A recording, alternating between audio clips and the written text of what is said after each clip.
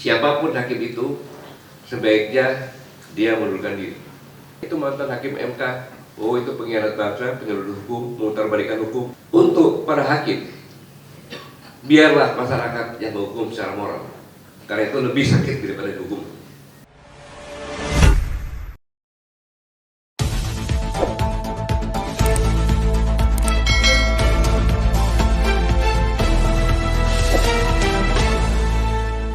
Racikan Berita.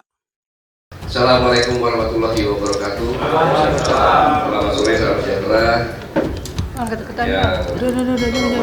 lupa. Presidium, Prof. Ahab, kemudian Pak Fatih, kemudian Pak Batiar, Pak Yusuf, Pak Rafi, Pak Liani, dan pakar-pakar hukum kita rekan-rekan media yang berbahagia. Setelah kita sama-sama menyimak dari kemarin keputusan Mahkamah Konstitusi sampai dengan hasil diskusi hari ini, Koalisi Aksi Menyelamatkan Indonesia menghormati begitu hakim mengetok palu. Pertama kali saya pikir hanya ribuan, ternyata jutaan tanggapan-tanggapan yang isinya kesan. Dan ini perlu benar-benar disikapi karena kecaman atas keputusan Mahkamah Konstitusi. Kenapa demikian? Karena membuka jalan lebar bagi Gibran maju ke Pilpres tahun 2024. Dan ini hasil diskusi tadi menunjukkan adanya pelanggaran hukum, pelanggaran moral, dan pelanggaran etika.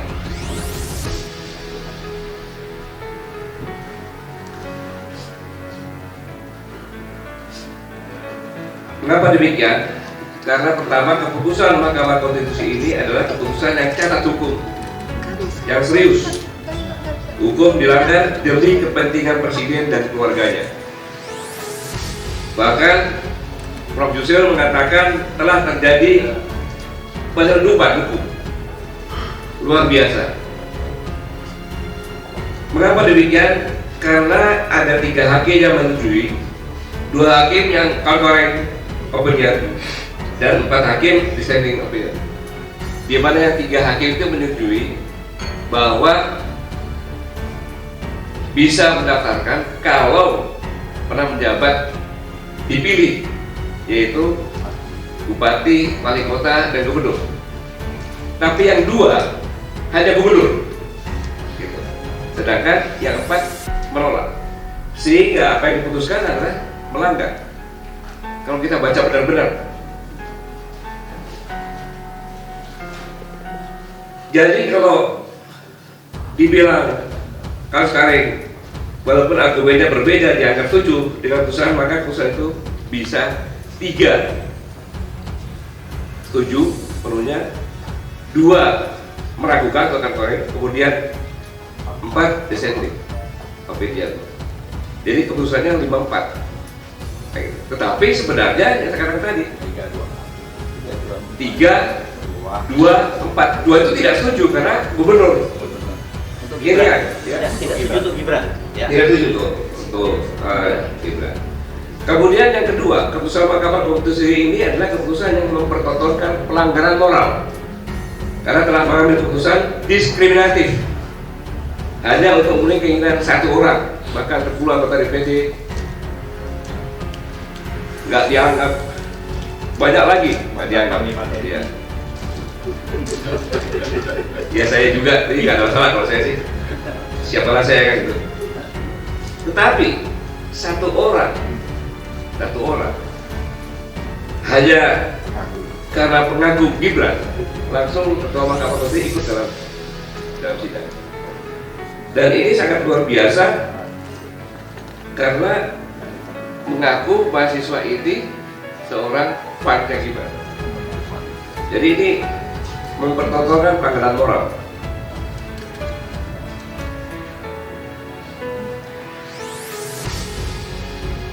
Ketiga, keputusan Mahkamah Konstitusi ini dinilai sebagai pelanggaran etika yang sangat luar biasa dan pelanggaran kode etik terkait putusan batas usia minimum cawapres sebat Anwar inkonsisten dalam putusan perkara yang berkaitan dengan kepentingan keponakannya sendiri. Saudara-saudara sekalian,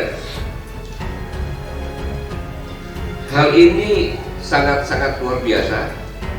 Tetapi Koalisi Aksi Menyelamatkan Indonesia berpikiran positif bahwa semua kejadian ini adalah bukan inisiatif Bapak Jokowi, tapi adalah kerja orang-orang sekelilingnya yang sudah merasa nikmat.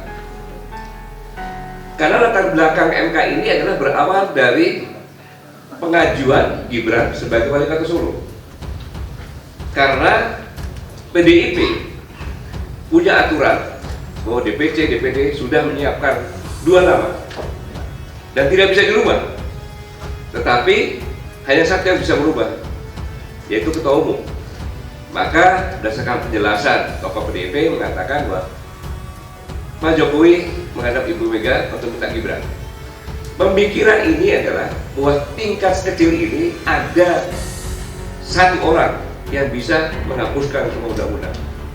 Maka berdasarkan anatomi antropologi budaya kerajaan-kerajaan di Indonesia, dalam setiap mengambil keputusan, maka yang pertama kali menggunakan ujung lidah, yaitu diskusi. Mohon maaf saya agak sedikit jorok, tapi ini ada pengetahuan vulgar. Yang kedua adalah ujung kelamin, yaitu pernikahan. Yang ketiga baru menggunakan ujung badik, ujung rencong, ujung keris. Maka strategi ini yang diambil untuk tingkat keputusan tertinggi dalam perundang-undangan di Indonesia, yaitu Mahkamah Konstitusi. Dan ini terbukti.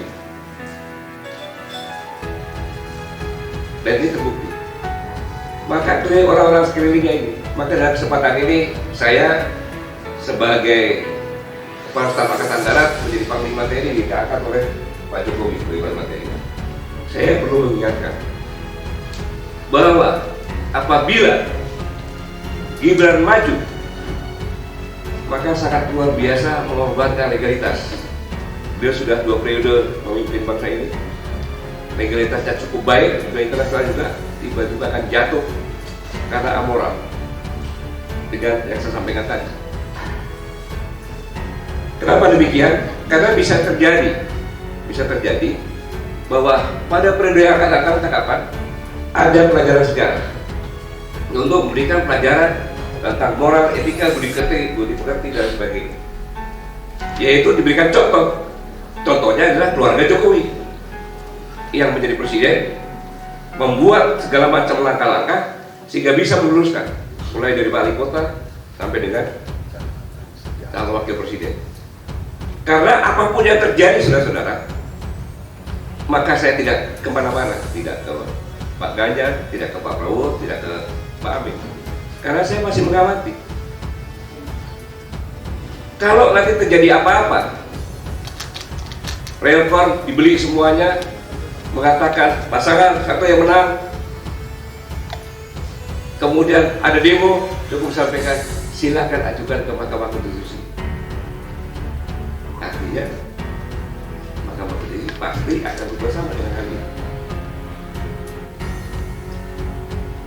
Yang perlu diingatkan adalah para hakim-hakim dengan mudahnya mengatakan saya mengambilkan keputusan demikian dengan berdasarkan ketuhanan yang Maha Esa.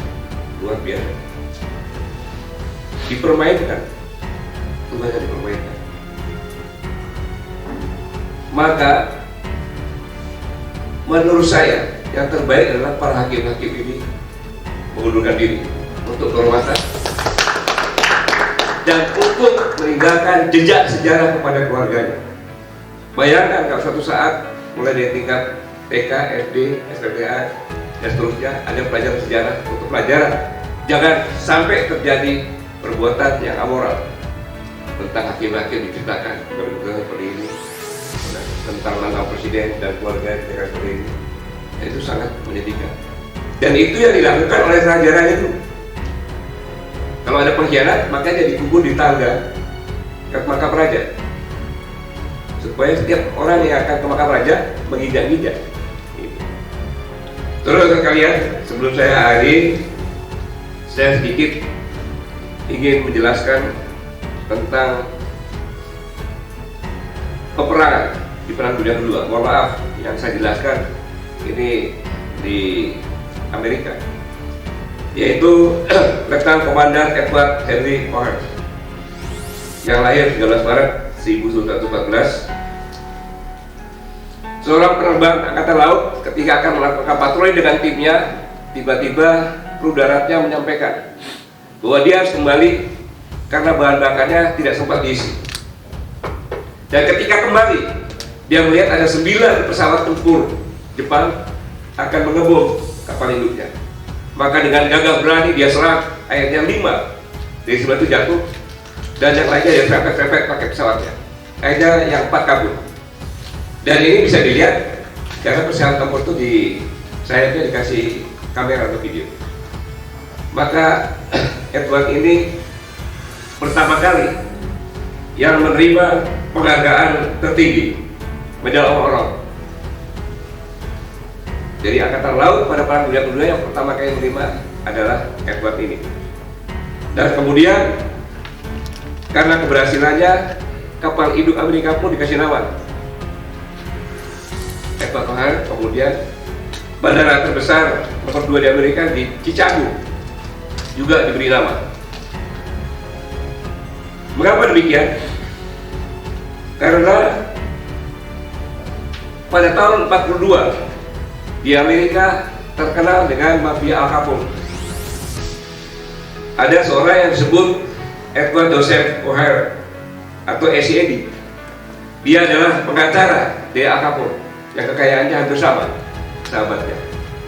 Ketika dia merenung apa yang harus saya berikan kepada anak saya, kalau masalah mobil, rumah, segala macam, akhirnya dia berpikir saya akan memberikan kepada anak saya bahwa ayahnya adalah seorang hero. Maka dia bekerja sama dengan FBI sehingga Al Capone ini pelan-pelan ditangkapin semuanya. Dan ketiga waktunya dia panggil anaknya, "Anak, kamu harus pergi dari sini dan bapak sebentar lagi akan dibunuh." Kenapa? Karena bapak membongkar ini semuanya, mafia Al Capone ini. Karena tidak ada seorang pun yang bisa membongkar. Tetapi ingat, saya mewariskan kamu, saya akan dicap sebagai pahlawan di sini. Anda tahu, Letnan tadi O'Hare itu adalah anak dari SED. Itulah makna bahwa seorang ayah meninggalkan jejak kepada anak-anaknya. Apalagi seorang presiden, seharusnya dia meninggalkan jejak-jejak yang positif dan beretika kepada seluruh anak bangsa. Semoga apa yang kita sampaikan ini merupakan pembelajaran bagi kita semuanya, agar siapapun kita meninggalkan jejak kepada junior-junior kita. Karena apapun yang saya lakukan dengan Pak Bahtiar, dengan Prof. Hafid, Prof. Hafid, ini semuanya adalah untuk menyiapkan kondisi bangsa ini yang bisa kita wariskan kepada generasi muda. Bukan untuk mengkhianati generasi muda, diambil sekarang, dikorupsi sekarang, kemudian sumber dayanya dihabiskan sekarang, tinggal meninggalkan generasi muda kita nantinya bisa hanya sebagai guru. Terima kasih. Wassalamualaikum warahmatullahi wabarakatuh. Kalau ada tanya jawab dulu sebentar ya, boleh ya. Ada yang mau mengajukan pertanyaan pada Pak Gatot, silakan kalau ada. Ya silakan Mas, ya, dan sebutkan nih. Silakan. Bantu mic. Bang Isu sama. Sini Bang. Alah Pak. Nih. Sebutin medianya. Oke, baik, sebelumnya izin Pak Gatot untuk bertanya. Saya mau Sofyalis dari Universitas Islam Negeri Jakarta. Oh ya. Ya, mahasiswa. Nah, di sini saya ingin bertanya, kami dari Aliansi Mahasiswa Jakarta kemarin melakukan demo di depan MK. Nah, namun kami kecewa dengan putusan MK yang sedemikian rupa. Pertanyaannya adalah, apa yang dapat kami lakukan selaku mahasiswa untuk, apakah kami harus diam dan tidak bisa berbuat apa-apa dengan melihat kenyataan yang ada, realitas yang ada, atau kami harus bagaimana Pak sebaiknya? Dan mahasiswa adalah agent of change, apa yang dapat kami rubah di posisi tersebut? Terima kasih Pak. Assalamualaikum warahmatullahi wabarakatuh. Oke, ini pertanyaan mahasiswa ini ya. Yang lain dari wartawan ada? Wartawan. Oh ya, silakan. Ini. Mas, di sini Mas. Tolong dibantuin, tolong dibantu. Terima kasih. Perkenalkan saya Rudian, saya tertarik dengan pernyataan Dari mana, Ji? dari Republik Amal. Orang tiga. Saya tertarik dengan yang Pak tadi agar mendorong hakim konstitusi untuk mundur dan terlibat dalam keputusan perkara ini. Apakah semuanya atau hanya ketua MK saja yang Bapak dorong untuk ini? Itu yang pertama. Lalu yang kedua, mundur ini kan bukan perkara mudah ya. Banyak yang tidak mau mundur walaupun sudah membuat keputusan lain. Nah, apakah Bapak akan mengambil langkah lain juga seperti mengajukan melaporkan dugaan pelanggaran etik ke MK, ke Mahkamah Kehormatan MK? Lalu yang terakhir dari sisi politiknya, ini kan dianggap akan membukakan jalan untuk Gibran. Nah, Bapak berharapnya bagaimana kepada Pak Jokowi yang juga kuat kepentingan lainnya, apakah misalkan tidak memanfaatkan putusan ini untuk mengusung Gibran sebagai cawapres? Oke. Satu lagi ya kalau ada. Ada? Siapa? Wartawan. Ada? Kalau nggak ada, oke, cukup. Terima kasih ya. Baik, terima kasih pertanyaan bagus bagi mahasiswa bahwa sejarah bangsa ini adalah diperjuangkan, diinisiatif, kemudian disiapkan, dimerdekakan adalah oleh generasi muda. Perjalanan bangsa pun dalam perang di Surabaya itu adalah anak muda semua. Ketika terjadi penyimpangan dalam penyelenggaraan negara, mahasiswa yang bangkit, mahasiswa yang berubah tahun 98. Pertanyaannya, sekarang kemana mahasiswa? Jangan tanya pada saya. Sekarang saya tanya kemana mahasiswa? Apakah nikmat dengan posisi sekarang seperti di dalam buku? Padahal Anda nanti akan menerima topik sampai. Tergantung hari ini. Apabila hari ini bangsa ini selamat, maka generasi muda akan muda. Anda sekolah, Anda belajar, Anda bisa berkarya di sini. Kenapa saya bilang di sini? Banyak rekan-rekan saya, di kami juga ada, yang anak-anaknya ketika sekolah di luar negeri, dia tidak mau pulang. Pertanyaannya simpel, apakah Bapak bisa menjamin saya kembali dan profesional saya dihargai dan saya bisa berkarya di sini dengan objektif? Bapak-bapaknya diam, tidak bisa seperti itu. Jadi kami hanya berbuat seperti ini, tapi adik-adik lain yang harus bangkit. Ingat, 54% lebih kita bonus demografi. Kalau Anda diam, makanya saya sekarang bangkit atau pulang. Anda tetap di negeri ini, tetapi Anda tidak bisa buat apa-apa.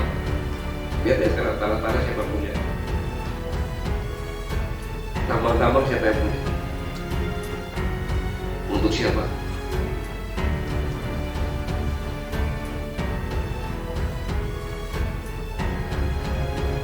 Harus bangkit, harus bangkit. Dan itu hak generasi muda. Sampaikan dengan benar bersama-sama semuanya. Karena saat ini adalah penentuan. Saat ini penentuan. Ketika terjadi krisis di mana-mana, China krisis, Amerika krisis, Eropa krisis, yang bisa eksis di dalam negeri. Dan kalau kita bisa bayar negeri dengan baik, mereka akan bermula baik investasi sini. Investasi bukan perampokan tadi. Itu untuk mahasiswa ya. Jadi jawab aja pertanyaan saya dengan teman-teman yang lainnya lagi. Yang kedua, hakim. Siapapun hakim itu sebaiknya dia mundurkan diri. Karena apa? Saat inilah momen yang paling penting untuk memperbaiki namanya. Orang lainnya tahunya itu mantan hakim MK, oh itu pengkhianat bangsa, penyelundup hukum, pemutarbalikkan hukum dan sebagainya. Para hakim kan umurnya di atas 50 tahun, ya. Untuk apa? Lebih baik mengukir sejarah. Karena saya tidak setuju, saya mundurkan diri. Karena tidak sesuai dengan hati nurani saya. Mungkin yang dua itu juga bahwa tekanan bisa terjadi.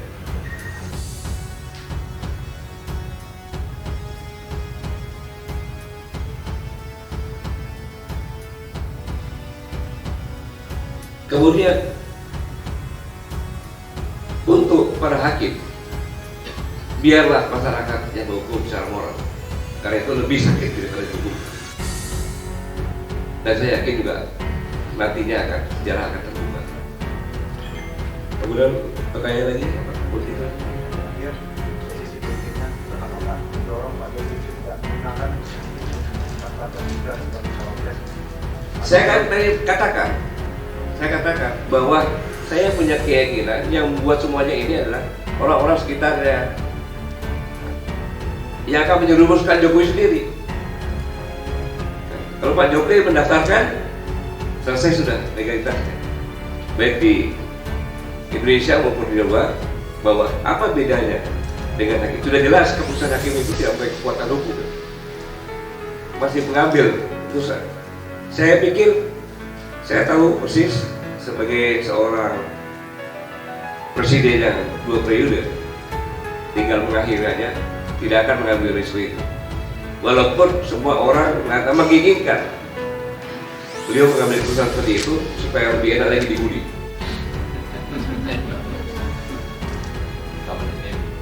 Jadi kapan demi? Akhirnya orang tidak percaya dengan proses demokrasi sekarang ini. Banyak yang dukung, banyak juga dukung. Iya. Banyak kali. Gibran. Iya, mungkin jawaban saya tidak bisa memuaskan, bang saya sendiri bukan untuk memuaskan. Tapi ini cukup ya. Oke. Oke, Terima kasih. Assalamualaikum warahmatullahi wabarakatuh. Terima kasih ya teman-teman.